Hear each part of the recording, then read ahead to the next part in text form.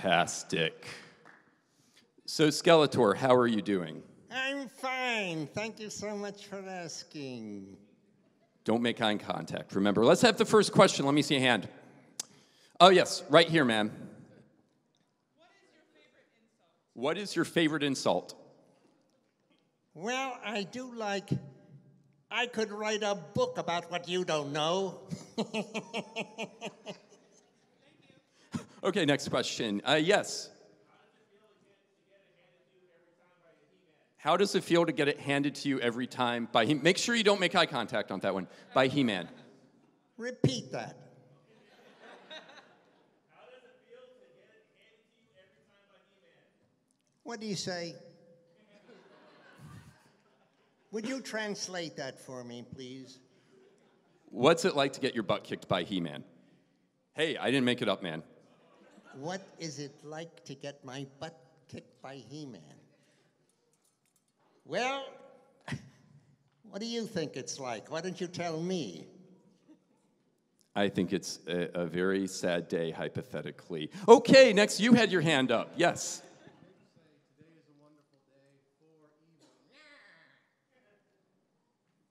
Will you say today is a wonderful day for evil? Nya. His voice, not mine. Today is a wonderful day for evil.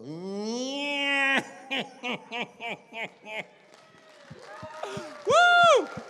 All right, next question. Yes, right there. Okay, what's that again? Oh, how do we join your forces, and can we do that? Join forces, what does he mean? I think audition, maybe? Do you take applications? Interns? Do you mean somebody's trying to take my job? Are you trying to take Skeletor's job?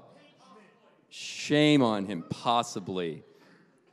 I'm going to come out there and kick your butt. Oh, so next question. No bloodshed at the show. Yes, right there.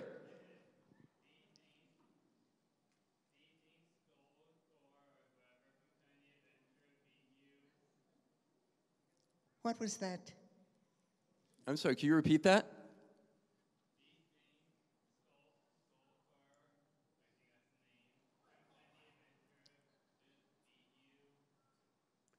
Hang on a second. I'm going to bring the mic down to you. I don't know what he asked. Okay, here we go. I'm sorry.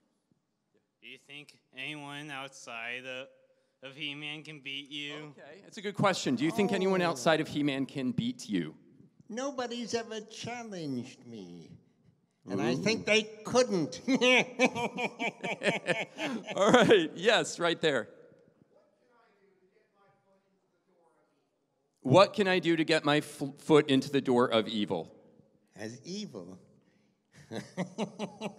You have to be born eagle, you idiot. Okay, yes, right there, ma'am.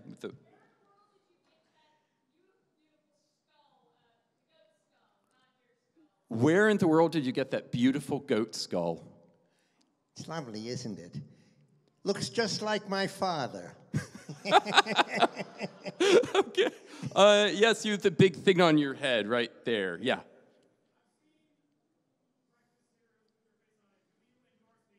I've seen breakfast cereals with your face on it. Do you endorse these? No, I don't, and don't eat them. They're not very good. Okay. Yes, Skeletor right here. Other Skeletor.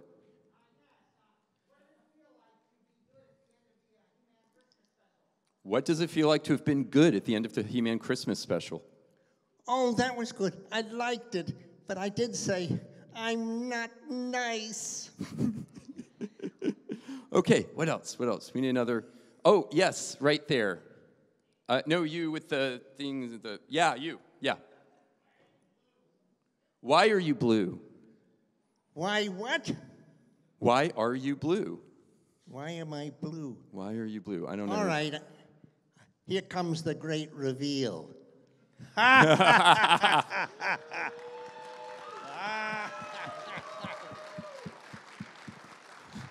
Ladies and gentlemen, Alan Oppenheimer, please give him a huge round of applause. Isn't he wonderful? I think other Skeletor might hang around. What's the plan? All right. This center and look bad. Okay. Thank you so much, Alex? guys. No, Yeah, stay there. give Alex a round of applause too. He's You earned it. an enormous sport. He's a great guy, great guy. Oh, sweet guy too, despite the skull face and the big ram's head. So how are you doing today, Mr. Oppenheimer? Oh, I'm doing fine. The people have been marvelous. So many of you have probably already come to my table. And after this, I have to leave for the day, but I'll be back tomorrow morning. So if I missed any of you today, please come by my table tomorrow. I'll be there from 10 until 1:30 before I have to do, I have to do another something here in a Q&A, and then I'm on a plane back to Los Angeles. So I'll see you, not today, but in the morning if you're still here. Fantastic. Something I've always wondered is, so when you were offered Skeletor, or when you first approached the role, what was the description you had? I looked at a drawing of a cell, and I saw this, you know. Oh, he's a lot prettier, though. And so I got the idea of a bony voice because of the bony head. So I just made it nasal, up in here. And the laugh, I don't know how that came about. It was in an early session. I probably laughed embarrassedly, and it stayed in and became iconic. I remember once I was on an escalator at an airport, and I was talking to my wife, and I don't know, I slipped into this, and heads turned, you know. What's he doing here? Were you ever worried about Skeletor being too scary? About being what? Too scary? Too scary?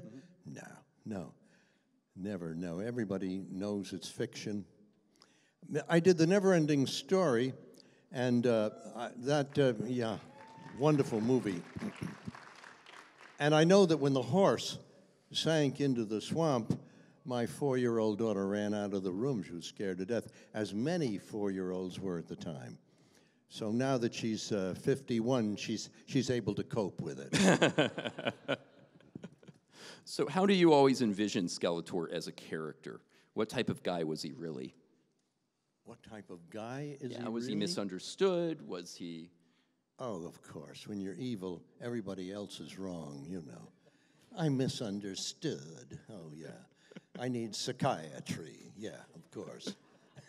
You imagine Skeletor in a psychiatrist's office? I think the psychiatrist would flee the door as soon as he could.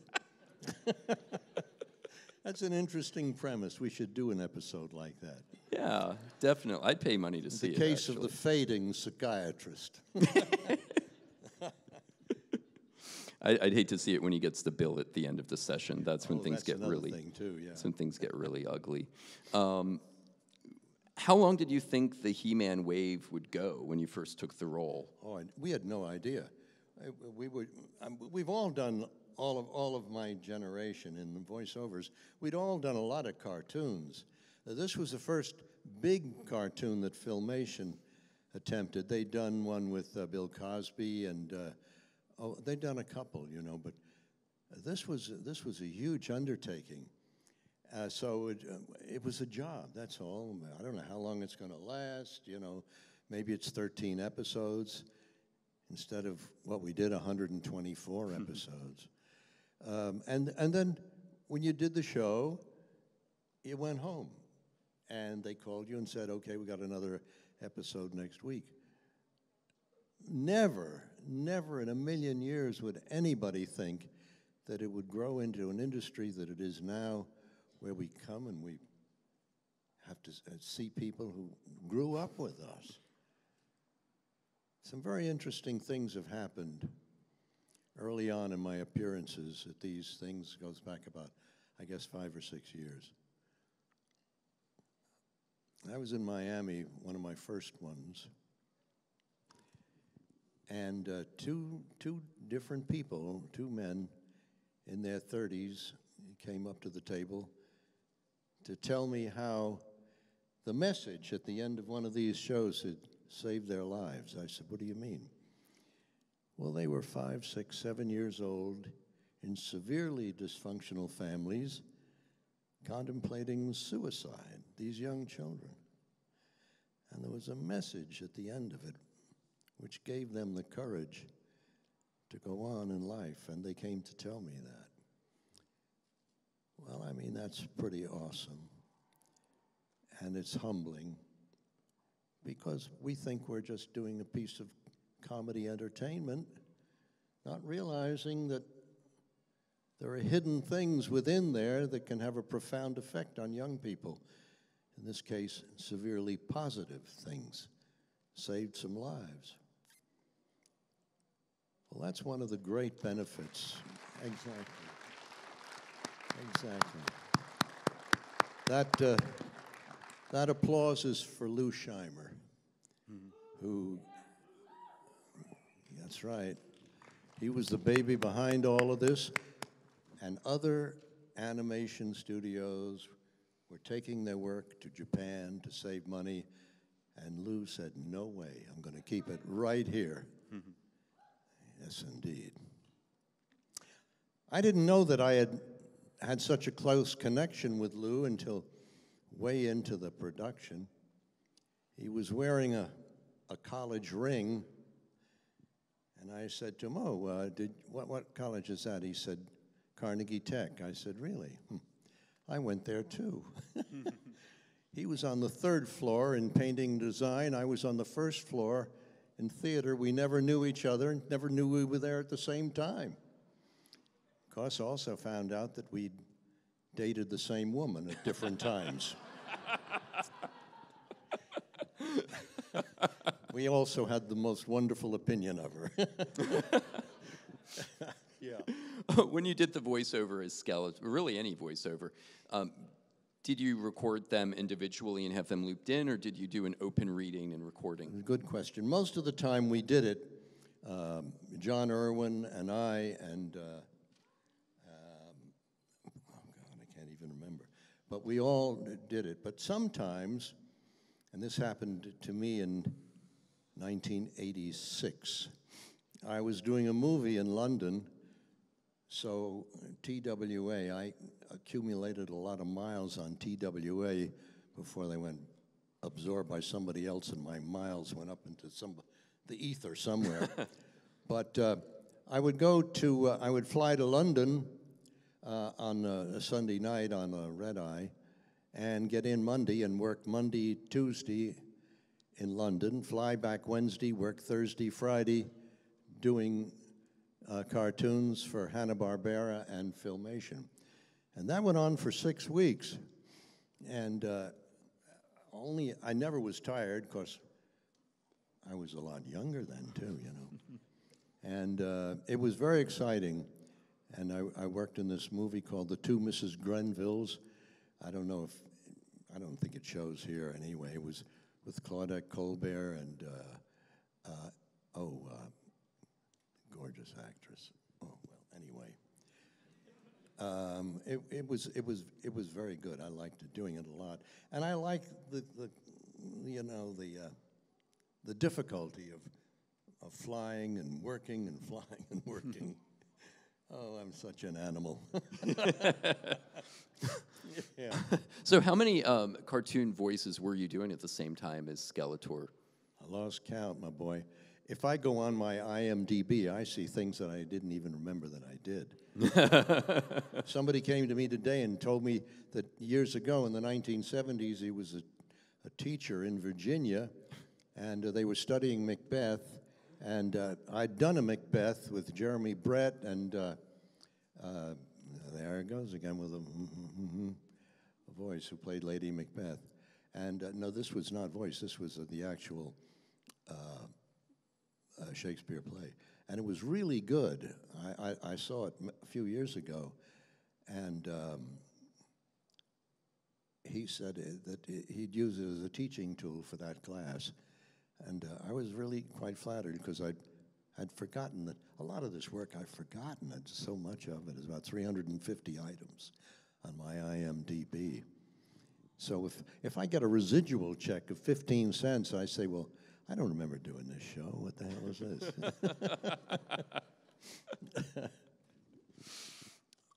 I'm curious what you thought about the action figures, the Masters of the Universe, when they came out. Did Mattel send you one of Skeletor, and do you remember what your first thoughts were? I don't think they sent me anything, you know. Oh. I mean, they're sponsoring this new Netflix thing. They're not sending me a damn thing. I did do some promos for Mattel at the time. I remember that. But I don't think they gave me a toy. Do we have any questions for Mr. Oppenheimer? Any hands? No questions? Oh, wait, we have one right back here. Yes.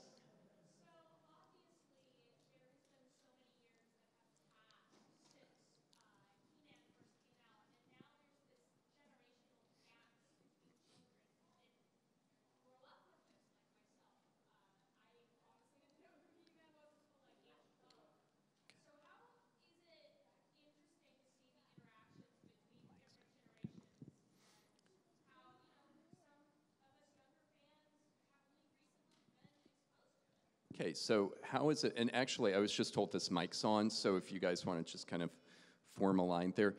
How is it to see different generations interact with He-Man, including ones who didn't grow up with it and just discovered it? How different generations what? Interact with He-Man, like as opposed to people like myself who, and Alex were like OG fans, plus like someone who's a new fan. Yeah, well, very often to the table, and we had it today, of course, at every time. A man in his 30s or 40s will come and bring his children. He's introducing them through the DVDs and they love it. I mean, 4-year-olds are just, let me say something to me as Skeletor, you know? And oh God, I just love it. So it's the third generation actually. And then there are the fathers of that 30, 40-year-old. And he said, oh yeah, I used to watch it when he was a young boy, yeah. And I just think it's a miracle. Just fantastic. Okay, yes. What's it like just knowing that you and everyone else who's worked on the show has almost bridged this huge generational gap where, how does it feel to have something that you've worked on just positively impact so many people? It's humbling. I used that word earlier, because I didn't expect anything like this. And when people come to me and tell me, oh, my daughter, my grandson, they just love the show. We watch it together as a family, you know. It's pretty nifty, isn't it? I think it's marvelous. I love it.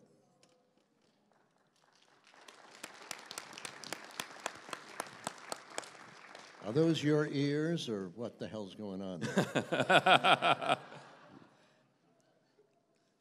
Okay, I wanted to ask are there any particularly famous roles today that you've ever auditioned for and not gotten?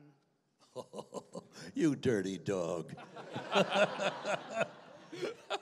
Yes, I was up for the original Hamlet in 1600. You look pretty good for how many years? Oh, I've auditioned for stuff and not gotten it. And you know what the beauty is? Now, I'm not talking about voiceover. I'm talking about movies or television series. And the beauty of that is that if you were doing voiceovers for cartoons or commercials, if you didn't get a series or something, so what? You're going to work the next day using your voice. So I had, 3 careers, 4 careers going on at the same time. Theater, television, movies, cartoons, commercials. So a lot of people who are not blessed with what I have doing the voices, they have so much riding on that one audition that it can be very destructive and self-destructive. And no, I'm very fortunate that I never had that. I started in the theater. I did that for years, and musicals and all of that. So all of that stuff was going on. But if I failed an audition, which I did many times, I got fired from 2 movies, too. I say proudly because they both failed. May I ask which movies they were? Paint Your Wagon and another one about ballet and dancing. I forget what it was. It was with I forget who's in it too. You gotta, you know, I'm an old guy. I can't remember shit. Anyway, yes, I've been fired from 2. I quit a theater production at the Mark Taper in Los Angeles because I'd been working on this character for about 2 weeks and was getting nowhere, and then I realized I was really miscast. Couldn't deal, you can't do everything. So I came in for rehearsal one day and I asked the director to come over and I said, I gotta tell you something, I think I've been miscast. He practically threw his arms around me. He said, I didn't know how to tell you that. I was gonna get to you in a few days. Yeah, I made a mistake. You can't do everything. So it was mutual, actually. Does that answer your question, I hope? Good. Thank you. If you could voice act any popular supervillain today, who would you voice act? Well, why don't you give me an idea who you have in mind? Well, What villain?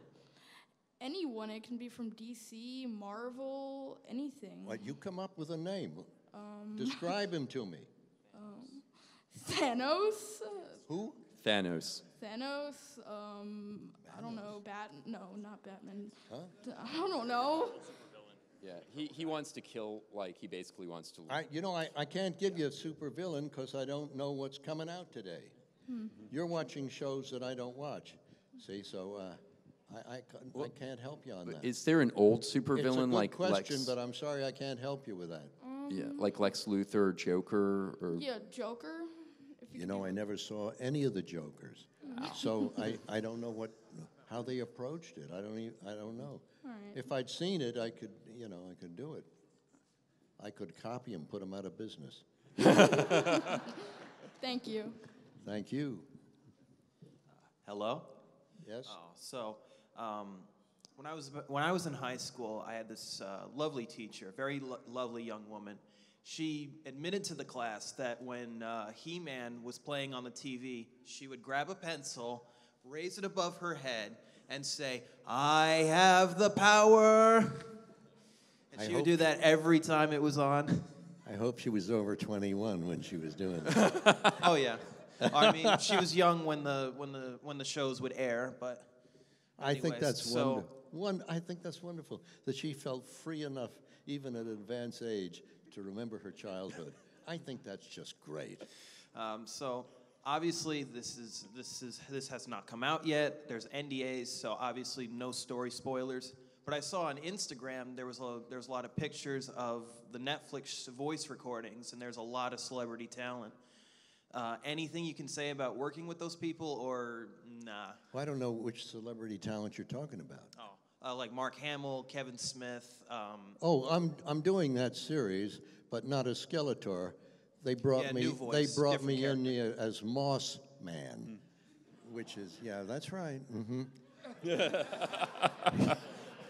I was not going to do the show when I wasn't cast as Skeletor, but they sent me a couple of very flattering notes about, and it'd be nice, and I said, I succumbed to flattery, and I have done 2 shows in their first season, and the people are just wonderful to me, and I enjoy doing it, and I hope it succeeds for them. Thank you. And I hate them for not casting me.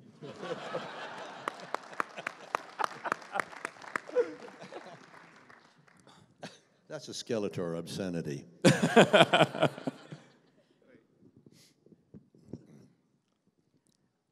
think you just answered my question. So, how does it feel not be playing Skeletor in the new Master Universe? Tell me the beginning of that question. How does it feel not playing Skeletor in the new Master Universe? You know, I was really, I had two points of view on that when I heard they were going to do it. See, I'm not much for sequels. I think that the best work is done in the original. Like I did, you know, The Never-Ending Story, and then they followed it with 2 sequels, which I understand were not very good. I think the good ideas come in the original, and then when producers and studios get greedy and think, well, we're going to capitalize that and make another one, and they rush it through. You know, I don't know how long it took to write to write the book of the Never-Ending Story and to adapt it as a movie. I mean, that's not something you can toss out in 6 months. So I really don't appreciate the sequels.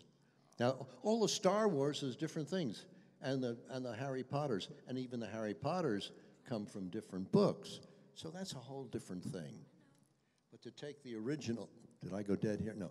But to take the original and try to create a sequel based on one small event in it, I've never bought into that, and I don't think the audience has either. All right. Yeah. All right, thank you. Yes.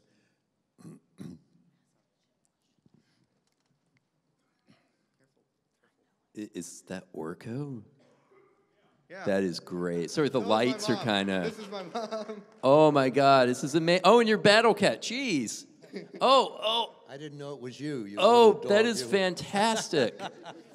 Oh my God. Sorry, I can't like quite see everything because there's like the stage lights. Oh, dude, that's rad. Wait, do you think the new series will be just as impactful as the original?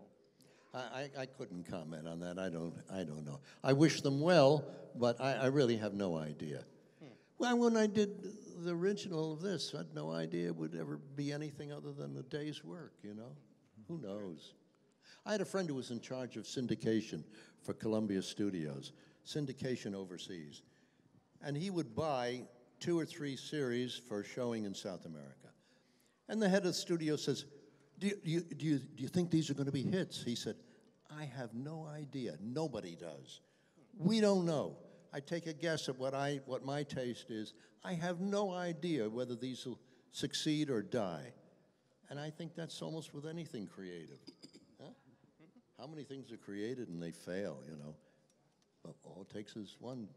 Keep working at it. Who knows? Yes, sir. Hi.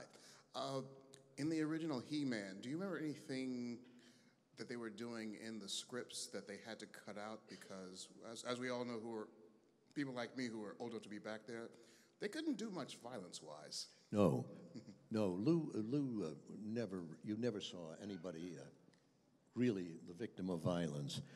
And even in the Disney cartoons, you know, when he falls off a cliff or runs up a tree into the tree, we know that the next scene he'll be okay. No, I don't approve of violence at all in mass media. I think it affects young people in a very, very bad way. And it's not necessary. As a matter of fact, this is an interesting thing. If you watch some of the movies that were made in the 30s and 40s, a love scene, where there was a high censorship, you never saw them go to bed together. But you knew from what happened just before, and your imagination filled in the way you wanted it to. Very effective, more so than being graphic, I think. Thank you. You bet. Howdy. I got a two-parter, if that's all right. One, did Frank Langella and the production staff of the live-action movie consult you at all? And two, could you call the nice man to your left a boob? And what was the part of that? What was that? He wants you to call me a boob. That's all. I'll call you a boob. Yeah. I call you a boob for asking that question. Somebody Why, had to. you royal boob, you? No. I've known Frank for 60-plus years, and no, he would not consult me, nor would I him. We do very different things. He's a fine actor, but he has a certain milieu style that he does that I couldn't do, and he doesn't do what I do, you know. But we've known each other for years. Thank you very much. You're welcome. Hi. What is it like for you, for Mark Hamill, to be carrying on the legacy of Skeletor in the new He-Man? Like, Well, what is it like what is it for a like? new What is it like? Skeletor? Well, I just wonder why he's doing it, you know. Yeah. Hasn't he got something else he can do besides that?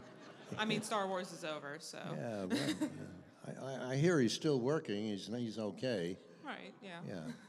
No, I don't really have a comment on that. Right. I wish them good luck and all of them, and you know, they're working very hard on this thing. So and they've got good backing, you know, Mattel and Netflix. So they'll promote the life out of it, you know. Yeah. No, I don't mean the life. I mean they'll promote the hell out of it. Yeah. And you know, I think it'll probably be successful. I wish them well. All right. Thank It's you. going to have the best damn Moss Man ever. What?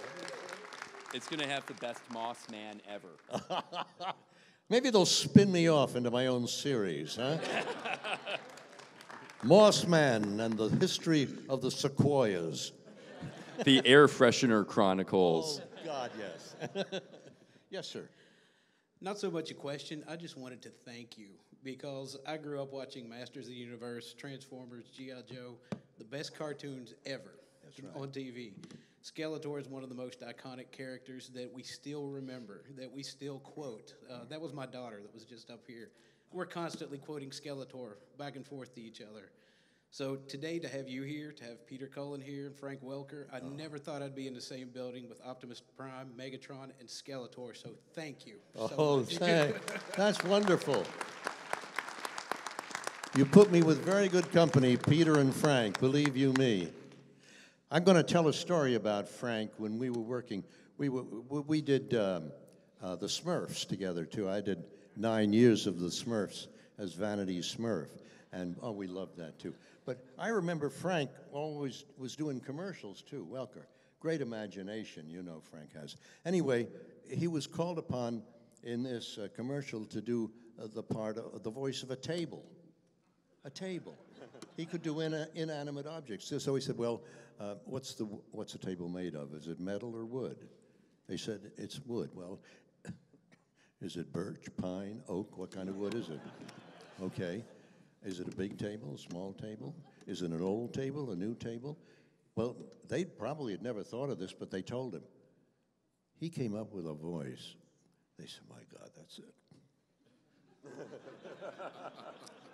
Man is a miracle. Imagination. You know, that's the real key. Somebody said, how do I come up with a voice? It's imagination. That's right. When I was in college, I was called up. I was doing a series down at KDKA Pittsburgh, radio series, and different scientists. And one week I was playing a scientist from South Africa. Now I had no idea what a South African accent sounded like, but I knew that the Dutch, the Boers, B-O-E-R, had settled South Africa, and the English. So in my imagination, I kind of created a cross between those two dialects, and I did it. Well, years later, the ambassador from South Africa was speaking at the UN, and he had copied me. Imagination, isn't it wonderful? Yes, sir. Yes, ma'am. Or, sir, I can't tell from here. Sir. Okay. In this age of reboots and restarting older TV shows, if they would reboot The $6 Million Man and approached you to be a part of it in any capacity, would you take them up on it? Yes, I would. Yes, I would. Yeah, I would. Yeah. Yeah. If I could remember the lines now, yes. I would. No, I love doing that. You know, that was a very relaxing, pleasant experience. You bet. Yes. When you were doing a lot of voice acting, was it very difficult to recalibrate when you'd go to do TV or movies? Are those very different things? There's a question I never had before. Wow. No, I don't think so. No, I mean, when I'm doing a project, I'm very immersed in that project. Now, I have done a voice. Let's say I was doing a Star Trek, and my work call was 4 a.m., 3-hour makeup. And I was through at noon, and my agent had booked me for a commercial at 2 o'clock. Well, when Star Trek is over, I'm out of there, and now I'm ready to go to work at a different medium, and I guess I have a split personality or something, because I had never had a problem doing that at all, no. Wow. Hello, this question is somewhat related. So I know Skeletor is kind of the draw for this event right here, but a lot of us here listening to your voice recall another pretty iconic character from the series, Duncan Man-at-Arms, and that sprouts very much from your natural voice that we hear right now. I teach theater these days, and so I've been talking with my students about developing your natural voice first. And I'm just wondering how you feel your natural voice has served you as opposed to affected voices like Skeletor and some of the others. What an interesting question. If I'm doing a commercial, I use my natural voice unless it calls for, well, something like that, or, voice like that. So it's my natural voice. I never realized that my natural voice was particularly identifiable until I was at the airport a few times talking, and people turned around and wondered, where did he come from, So I've always imitated from the time I was a young boy and grew up with radio. I would imitate my heroes, Jack Benny being one of them, and Fred Allen and those people. I used to imitate Sheldon Leonard. Do you know Sheldon Leonard? Well, he produced I Spy. He produced, I think he co-produced the Dick Van Dyke Show. He produced That Girl. He had been an actor before that. As a matter of fact, he'd appeared on the Jack Benny radio program, had a running character where whatever Jack Benny would order, let's say he was at a newspaper kiosk and he ordered the New York Times, and suddenly you'd hear, psst, take the Post. Sheldon played this character. Well, I first worked with Sheldon. He hired me for I Spy. And then years later, we were co-nominated for guest Emmys. And I said to Sheldon, you gave me my first job on I Spy, my first lead. And he said to me, well, Alan, I'll tell you something. You almost had your own series. I was playing a Russian spy. He said, CBS wanted to spin you off into your own series, but it was the height of the Cold War and they got cold feet, so you didn't get the series. Well, coincidentally, Sheldon did a series called Big Eddie, and I played his brother. I don't know why, it's just a coincidence. So the first day we're having a table read, and Sheldon's reading his part like that. And damned if I didn't pick it up. And I started reading my part the same way. He said, hold it. Why do I sense a loss of identity? I'm a good imitator. I got to be careful. I did the same thing with Jackie Mason. We were doing a series, and I was on it as a guest. And Jackie Mason comes in, and he talks like this. And suddenly I start talking like that, and he looks at me like I'm crazy. I can't help it. I just picked up what he was doing. Danger of the job. How long does it take you to pick that up? A second or two. A second. Thank you. Yeah. I think we only have time for about one more. I'm a verbal thief, yes. Have you ever seen Skeletor in the wrestling ring here at GalaxyCon or anywhere else that I can't name? You mean dressed like this? Yeah. Oh, yeah, people make these wonderful costumes, and they come. There's a couple of Skeletors on the floor today, yeah. And they make them all. It's fantastic. Have you ever seen them in the wrestling ring with a fantasy cosplay wrestling down in the artist alley? That's what he did. Neat. Yeah. Yeah. We did. What city? That was that Fort Lauderdale? Well, Lauderdale? Fort Lauderdale, yeah. Maybe so. Yeah, he got out there, and then suddenly I appeared doing his voice, and the same reaction you had today. Well, gee whiz. Yeah. Great fun. Thank you. We're going to have to wrap this up soon. We need to do a super selfie, which basically entails everyone walking up to the stage, please. We've got 10 minutes still? Awesome. Oh, Wait a minute. sit down. Sit down. Sit down. We've got 10 minutes. You're an absolutely marvelous group. I don't want to break this up, and we got 10 Okay, minutes. good. And I apologize. Of all the things I remembered, I forgot my notes with the end of the panel. I thought it was ending a little sooner. Awesome. 10 more minutes. So we've got till 5 till. Yes, next question. I wanted to speak to you about working with Filmation, Lou Scheimer, and just how magical that particular company was and how different it was amongst the industry at the time. And then shortly after, I loved your work on Brave Star as well, and how after that series ended, seeing Filmation kind of go away, but just the magic of working with Filmation, Lou Scheimer, and all of that, and just your experience and how much different that was in the industry that you've been in for so long. Well, I also worked with Joe Barbera at Hanna-Barbera. He was a sweetheart, too. And I think a good CEO or creative person sets the tone and then hires the right people and leaves them alone. And I think that's in any corporation, the success. And you can listen to Gates, you can listen to Warren Buffett, I don't care. They all say the same thing. Hire the right people and let them do their job.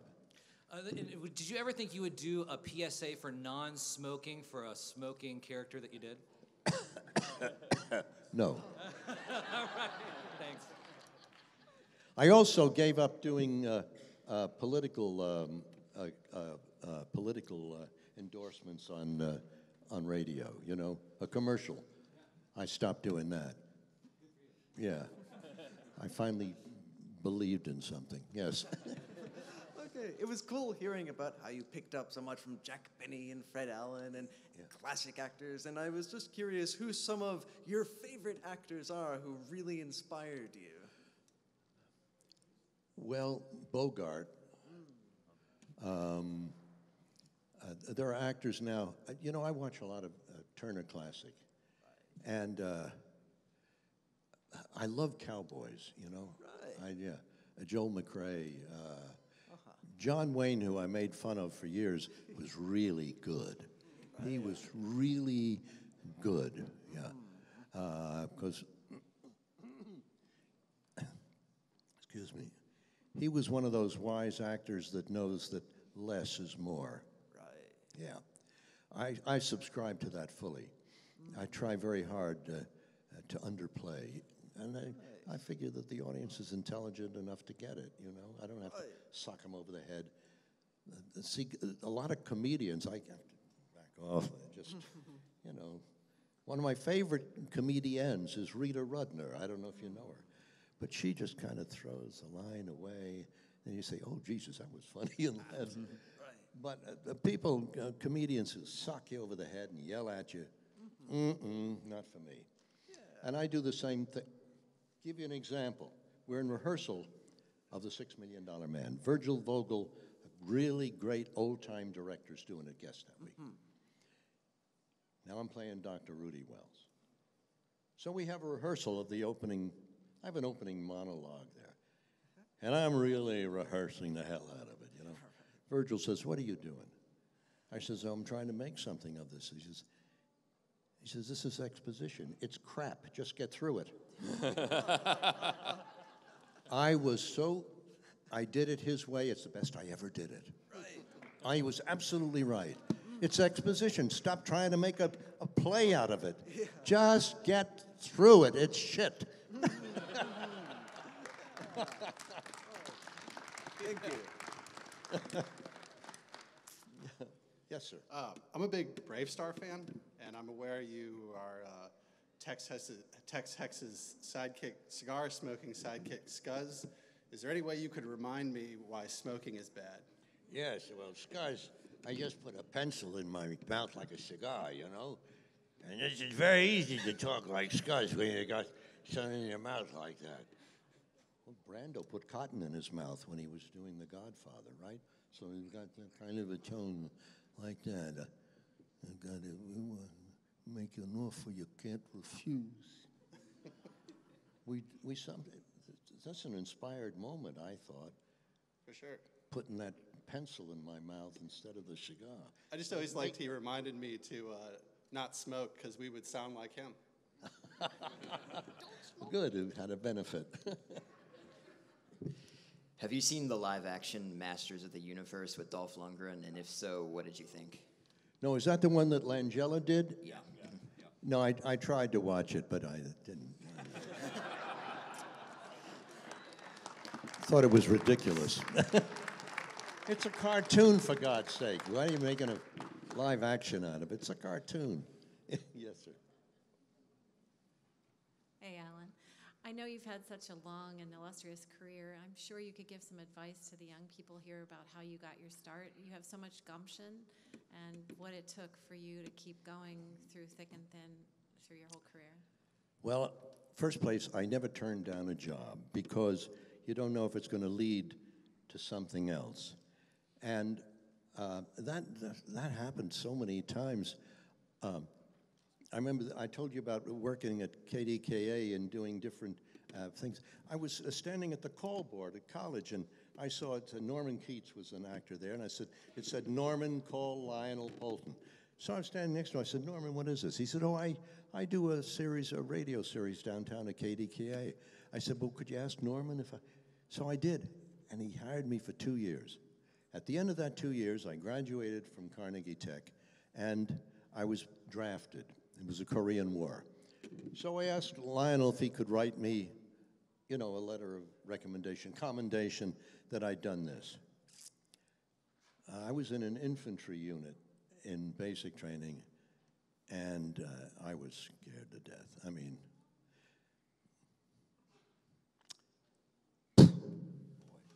mean, the war was really going badly. We never should have been. Anyway, I had 2 letters of recommendation. One was from Lionel and one was from a professor. And I managed to get an appointment with Special Services and presented the letter, and they took me out of infantry and put me into Special Services at Fort Dix and Fort Monmouth. At that time, that meant cleaning the latrines in the movie theater and sweeping up the popcorn. Well, one day, I'm standing in the latrine getting ready to go home for Christmas holiday. Fellow standing next to me, begin a conversation. I said, oh, what do you do? He said, I'm in personnel. I said, what does that mean? He said, well, we assign people to various places in the world. I said, really? I said, well, I'm in Special Services. Where can I go? He says, where'd you like to go? I said, well, what is my choice? He said, well, Germany, Panama, or Trieste, Italy. I said, forget Germany. How about the other 2? Let me know. He cut orders for me to go to Trieste, Italy as a disc jockey.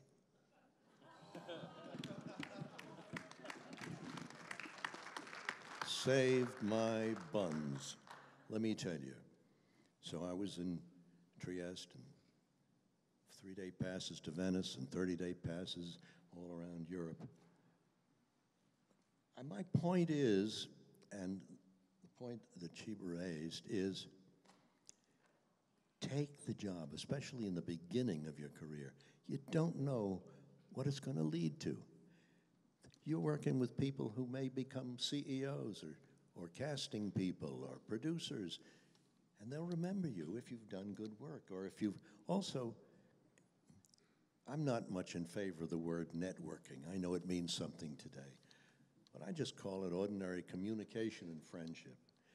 You just don't know. Just take anything in the beginning, if it's in a field that you're interested in, and work your way up and out and up and out and up. I took singing lessons in L.A. from David, what was his name? Craig, great singing teacher. And one day, the Backracks, Alan and his wife, came in and said to David, we're doing a musical of Queen of the Stardust Ballroom. And do you have any older actor here who could act and sing that? And David recommended me. So I went to New York for 6 weeks in a workshop situation. And at the end of the 6 weeks, the director called me in and said, I have to let you go. You're not a good enough dancer. I said, well, I told you I don't dance like Fred Astaire. He said, no, I've got to get another dancer. So that really tore me up, being fired from a potential Broadway musical, which closed in 3 months after I was gone. Anyway, the point was that his assistant choreographer remembered when they were doing a musical of Sunset Boulevard, and they hadn't cast Cecil B. DeMille. And he said, well, what about Alan Oppenheimer? Because he remembered me from this other thing. And the word came out, well, he's very busy in Hollywood and so forth, so on. I had seen Evita. No, I'd seen something in London. Oh, I'd seen a Sunset Boulevard in London. Was that it? Yes. And the fellow who played Cecil B. DeMille was a member of the chorus. He doubled. Anyway, my wife went like this and said, there's a part for you. Well, by God, here it was 2 or 3 years later, and they'd offered me that part for Broadway. Now, if I'd read the script, I would have turned it down. It's nothing, but it was a key role, turned out to be a key role, which garnered good reviews, by the way. And that was because I was fired from the first one, but the assistant choreographer remembered me for that. And I got a 3-year run out of that with Glenn Close and Betty Buckley and George Hearn. Just take it. You just don't know.